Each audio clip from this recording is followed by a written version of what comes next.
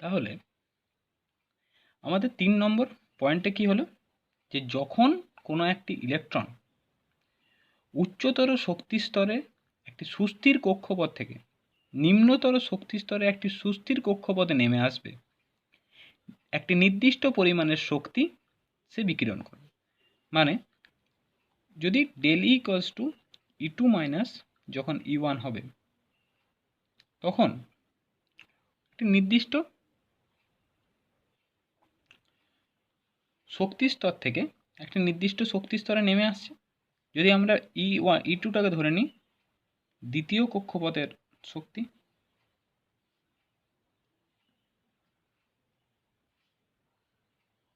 আর E1টাকে ধরে নিই প্রথম কক্ষপথের শক্তি।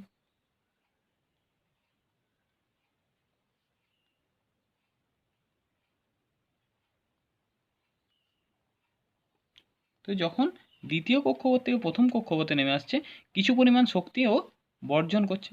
সেই বর্জিত শক্তি কীভাবে আকারে নির্গত হবে? সেই বর্জিত শক্তি তরঙ্গ আকারে নির্গত হবে। তাহলে 3টে পয়েন্ট আমাদের কী কী হলো?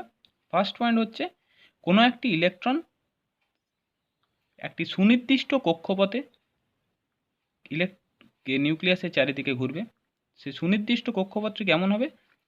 যদি তার ব্যাসার্ধ r হয় এবং সেই r NH/2, তাই সেই r থেকে যে আমরা কৌণিক ভরবেগ পাবো, সেই কৌণিক ভরবেগটা যদি h/2π এর পূর্ণ গুণিতক হয়, তবেই সেই কক্ষপথটির চারিদিকে ইলেকট্রনটি ঘুরবে।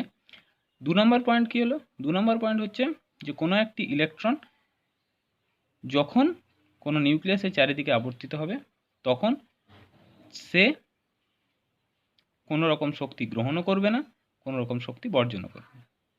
যদি কোনো একটি ইলেকট্রন শক্তি গ্রহণ করে বা বর্জন করে, তখন সেই ইলেকট্রনটি তার উচ্চতর কক্ষপথ থেকে নিম্নতর কক্ষপথে নেমে আসবে, কিংবা নিম্নতর কক্ষপথ থেকে উচ্চতর কক্ষপথে নেমে উঠে যাবে।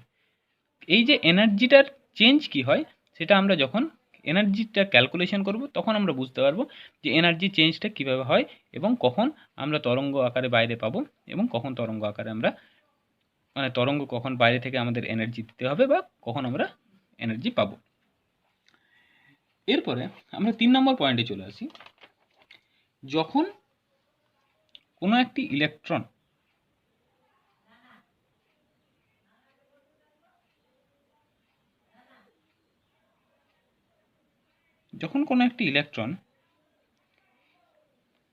বৃত্তাকার কক্ষপথে ঘোরে, তখন তার 2 রকমের বল থাকে। একটাকে বলে অভিকেন্দ্র বল, একটাকে বলে অপকেন্দ্র বল। এই অভিকেন্দ্র বল, এটাকে বলছে অভিকেন্দ্র বল,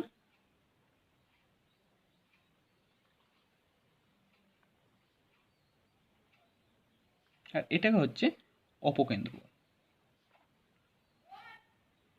এটা আমরা পড়ছি 4 নম্বর ল। তাহলে কোনো একটা ইলেকট্রন যখন বৃত্তাকার কক্ষপথে আবর্তন করে, তখন এই দুটো বল বৃত্তাকার কক্ষপথে কোনো একটি বস্তুকে বা কোনো একটি ইলেকট্রনকে আবর্তন করতে হলে এই দুটো বলের মান সমান হতে হবে। তাহলে অভিকেন্দ্র বলটা কি? অভিকেন্দ্র বল হচ্ছে যদি কোনো একটা সুতোকে তুমি একটা ঢিলে হাতে বেঁধে ঘোরাও, তাহলে তুমি আঙুলের ওপর একটা টান অনুভব করো, সেটা হচ্ছে অভিকেন্দ্র বল। কেন্দ্রের দিকে যে বলটা কাজ করছে, সেই অভিকেন্দ্র বলের মান কত হবে? অভিকেন্দ্র বলের মান হবে, আমরা জানি প্রত্যেকটি প্রোটনের চার্জ প্লাস ই, এবং যদি এই নিউক্লিয়াসে জেড নাম্বার অফ প্রোটন থাকে, তাহলে টোটাল প্রোটনের চার্জ হয়ে যাবে জেডি, আর ইলেকট্রনের চার্জ হয়ে যাবে ই। তাহলে আমাদের অভিকেন্দ্র বলের মান হয়ে যাবে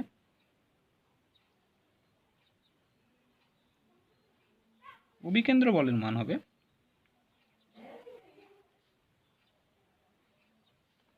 1/4πε0 Z D into E by R square. তাহলে 1/4πε0 Z D square by R square. এই সূত্রটা তোমাদের খুব চেনা সূত্র। এটা কি? যে কুলম্বের সূত্রের একটা রূপ, যে 1/4πε0 into Q1 Q2 by R square. ঠিক আছে? তাহলে এই অভিকেন্দ্র বলের মান যখন আমাদের অপকেন্দ্র বলের মানের সাথে সমান হবে, তাহলে অপকেন্দ্র বলের মানটা কি?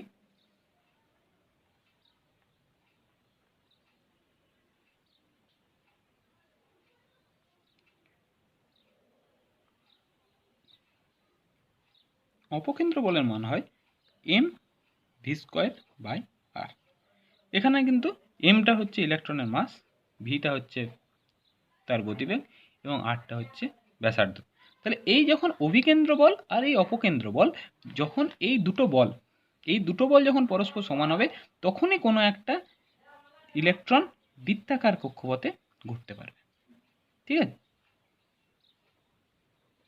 যে কোনো একটা বেশি হয়ে গেলে কিন্তু সে আর বৃত্তাকার কক্ষপথে ঘুরতে পারবে না। তাহলে এইখান থেকে আমরা কি পাই, যে এখান থেকে আমরা যেটা পাবো যে 1/4πε0 equals to Z square by R square equals to M V square by R. এখানে প্রত্যেকটা ফর্মুলা কিন্তু আমাদের খুব ইম্পর্টেন্ট। এদের 2 নম্বর ফর্মুলা, আগের পাতায় আমরা একটা পেয়েছিলাম 1 নম্বর ফর্মুলা, যেটা কী ছিল?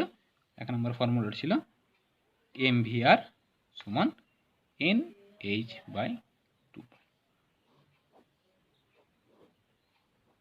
এই দুটো ফর্মুলা আমরা এখনো পেলাম। এই চারটেই হচ্ছে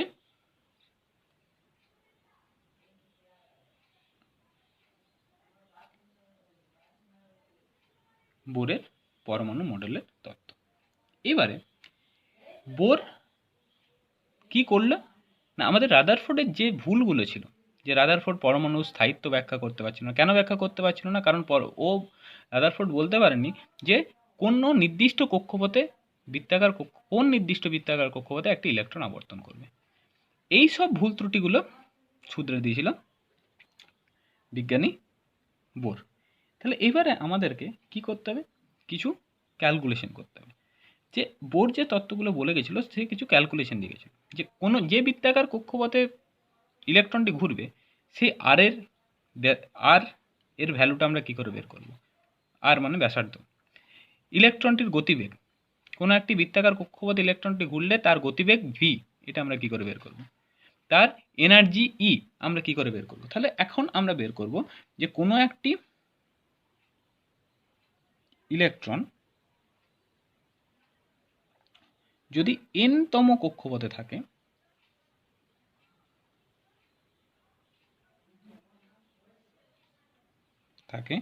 তখন তার ব্যাসার্ধ মানে আর, তার গতিবেগ মানে ভি,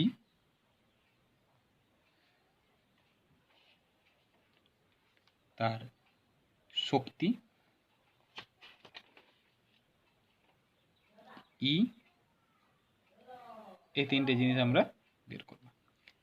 ঠিক আছে, তাহলে প্রথমে আমরা কোনো একটি বৃত্তের ব্যাসার্ধ কী করে বের করব প্রথমে আমরা দেখি। তাহলে প্রথমে বের করব আমরা ব্যাসার্ধ। আমরা দুটো সূত্র পেয়েছি। কি সূত্র পেয়েছি? একটা পেয়েছি 1/4πε0 Z square by R square equals to M V square by R. আরেকটা আমরা সূত্র পেয়েছি M V R equals to N H by 2π। তো এখন এই দুটো থেকে আমাদেরকে আর বের করতে হবে। আমরা কি করব? এই ইকুয়েশনটাকে স্কোয়ার করে দেবো। এই ইকুয়েশনটাকে স্কোয়ার করলে আমরা কি পাবো? M square V square R square equals to N square H square by 4π square, এইটা পাবো। এটা হয়ে গেল আমাদের 3 নম্বর ইকুয়েশন। এই 3 নম্বর ইকুয়েশনটাকে আমরা যদি 1 নম্বর ইকুয়েশন দিয়ে ভাগ করি, তাহলে আমরা কি পাবো? দেখো কি পাচ্ছি আমরা, যে M square V square R square by, এই টার্মটাকে আমরা নামাবো নিচে, M V square by R equals to N square H square by 4π square by 1/4πε0 into Z square by R square. এবার দেখো কি করছি না, M square V square R square into R করলাম বাই এম ভি স্কোয়ার। ঠিক আছে, এদিকে কি করছি,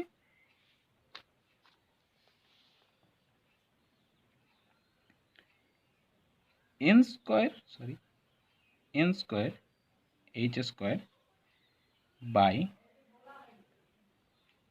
4 square into Z square into R square 4πε। ভালো করে দেখবে, দেখো এখানে আর স্কোয়ার, এই আর স্কোয়ারটা অন্য কালিতে দেখাচ্ছি, এই আর স্কোয়ার কেটে গেল, আর কি কাটলো, এখানে এম কেটে গেল, একটা এম কেটে গেল, ভি স্কোয়ার কেটে গেল,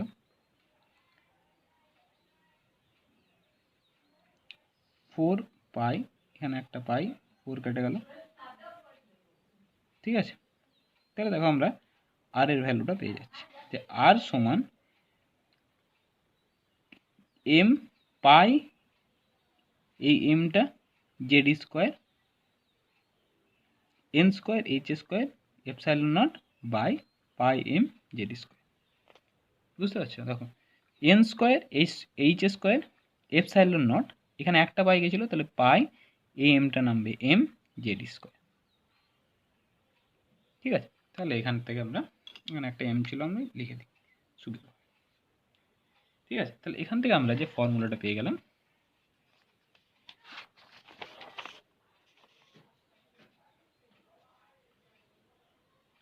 ঠিক আছে, তাহলে এখান থেকে আমরা যে ফর্মুলাটা পাচ্ছি সেটা হচ্ছে আর এন, মানে এনতম অরবিটের যে ব্যাসার্ধ হবে সেটা কি হয়ে যাবে,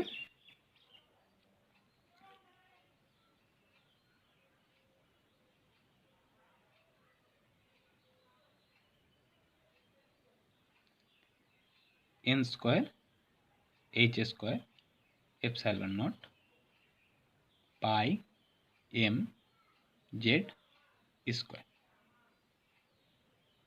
ঠিক আছে, এখান থেকে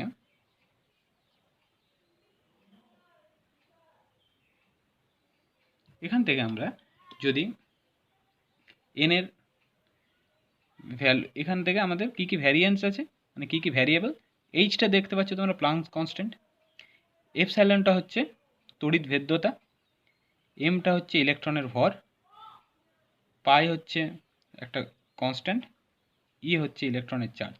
তাহলে এই প্রত্যেকটা জিনিস আমরা কনস্ট্যান্ট পেয়ে গেলাম। তাহলে আমরা কি কি কনস্ট্যান্ট পাচ্ছি, এইচ স্কোয়ার এপসাইলন পাই এম স্কোয়ার, কি পাচ্ছি না আমরা কনস্ট্যান্ট, এন স্কোয়ার আর জেড, এনটা কি নাম্বার অফ সেল মানে কক্ষপথের সংখ্যা, আর জেডটা হচ্ছে পারমাণবিক সংখ্যা। তাহলে এই জিনিসগুলোকে, এদের মান যদি আমি বসিয়ে দিই, তাহলে সেখান থেকে আমরা পাবো 0.5 এন স্কোয়ার বাই জেড। তাহলে এর ভ্যালুগুলো জাস্ট আমি বসিয়ে দিলাম, এখানে বসিয়ে দিলে আমি যেটা পাচ্ছি সেটা হচ্ছে 0.5 এন স্কোয়ার বাই জেড আংস্ট্রম। তাহলে এগুলো একটা ইজি ফর্মুলা হয়ে গেল, যে আর এর মান যদি 1 হয় তাহলে আমরা কি পাবো, 0.5, এন এর মান 1 বাই জেড, যদি হাইড্রোজেন অ্যাটমের কথা বলি তাহলে জেডটা 1 হবে। তাহলে প্রথম কক্ষপথের জন্য, ইলেকট্রনের প্রথম কক্ষপথের ব্যাসার্ধ হচ্ছে 0.5 আংস্ট্রম। ঠিক আছে,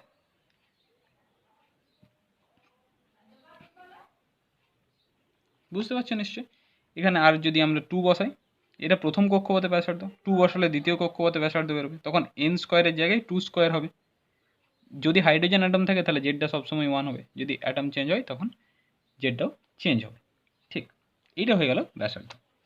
এরপরে আমরা বের করছি ইলেকট্রনের গতিবেগ।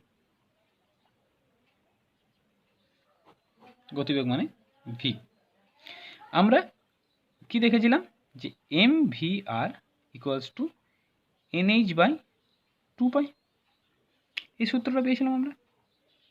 এই সূত্রটাতে যদি আমরা আগের রেডিয়াসের যে সূত্রটা পেলাম যে n square H square epsilon nought pi m z square, এইটা বসিয়ে দিলে আমরা এখানে ভিটা পেয়ে যাব। দেখি কি হয়, মানে এই যে আর এর মানটা আমরা এখানে বসিয়ে দেবো, সরি এবার দেখতে পাচ্ছেন নিশ্চয়ই, এই আর এর মানটা আমরা এখানে বসিয়ে দেবো। ঠিক, তাহলে আমরা এটা পেয়ে যাবো। দেখি কি পাচ্ছি, তাহলে m v into n square H square epsilon not by pi M Z square equals to n h by 2 pi, এই জিনিসটা পাচ্ছি আমরা। তাহলে দেখো কি কাটছে, এম কেটে যাচ্ছে, ভিটা থাকছে, একটা এন একটা এইচ, এনএইচ কেটে গেল, পাই কেটে গেল, পাই কেটে গেল, আর কিছু কাটছে, আর কিছু কাটছে না। তাহলে আমরা এখান থেকে কি পাচ্ছি, v equals to Z square by 2 n h epsilon. এরা হচ্ছে এনতম কক্ষপথের যে ইলেকট্রনটি ঘুরবে তার গতিবেগ। মানে এখানে একটা কথা আমি বলতে ভুলে গেছি যে ইলেকট্রনের নিজস্ব কোনো গতিবেগ নেই বা ইলেকট্রনের নিজস্ব কোনো এনার্জি নেই। ইলেকট্রনটি যে কক্ষপথে থাকবে সেই কক্ষপথে প্রত্যেকটি ইলেকট্রনের গতিবেগ সেম হবে। ইলেকট্রনটি যে কক্ষপথে থাকবে সেই কক্ষপথের শক্তি অনুসারে ইলেকট্রনটির শক্তি ধার্য হবে। তাহলে ভিএন হচ্ছে এইটা। তাহলে ভিএন এখানে যদি আমরা এই জেড স্কোয়ার, তাহলে এখানের মধ্যে কোনগুলো আমাদের কনস্ট্যান্ট, ই এর ভ্যালু জানি, ই হচ্ছে ইলেকট্রনের আধান 1.602 × 10⁻19 কুলম। এইচ জানি আমরা প্লাঙ্কস কনস্ট্যান্ট, এপসাইলন পারমিটিভিটি, দুইটাও কনস্ট্যান্ট। তাহলে এখান থেকে আমরা এই কনস্ট্যান্টগুলোর ভ্যালু যদি বসিয়ে দিই, মানে ই স্কোয়ার 2h এপসাইলন, এদের ভ্যালু যদি বসিয়ে দিই আমাদের কাছে কি পড়ে থাকছে, জেড আর এন। এদের ভ্যালু বসিয়ে দিলে আমরা কি পাচ্ছি, 2.16 × 10⁶ into z by n metre per second. ঠিক আছে, এইটা হয়ে গেল কোনো একটি ইলেকট্রনের গতিবেগ এনতম কক্ষপথে। যদি সেই ইলেকট্রনটি 1 নম্বর কক্ষপথে থাকে তাহলে তার গতিবেগ হয়ে যাবে 2.16 × 10⁶। যদি জেডটা 1 হবে কখন, যদি এটা হাইড্রোজেন অ্যাটম হয়, তাহলে আমরা প্রত্যেকে হাইড্রোজেন অ্যাটমের কথাই বলছি, তাহলে এক্ষেত্রে জেডটা 1 হবে। প্রথম কক্ষপথের জন্য বলছি এনটা 1, তাহলে প্রথম কক্ষপথে যে ইলেকট্রনটি থাকবে তার কৌণিক গতিবেগ হবে 2 × 10⁶ মিটার পার সেকেন্ড।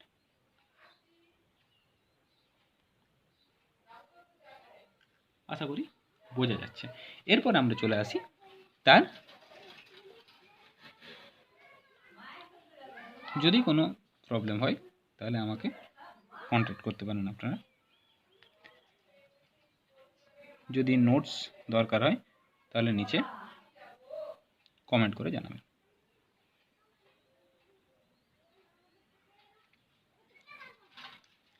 ঠিক আছে, এরপরে আমরা চলে যাব শক্তি। কোনো ইলেকট্রনের শক্তি কিভাবে আমরা নির্ণয় করব। তাহলে আমরা কি জানি, কোনো কিছুরই শক্তি দু ধরনের হয়। কোনো বস্তুর বা কোনো পার্টিকেলের শক্তি দু রকমের হয়। কি কি হয়, একটা হয় স্থিতিশক্তি,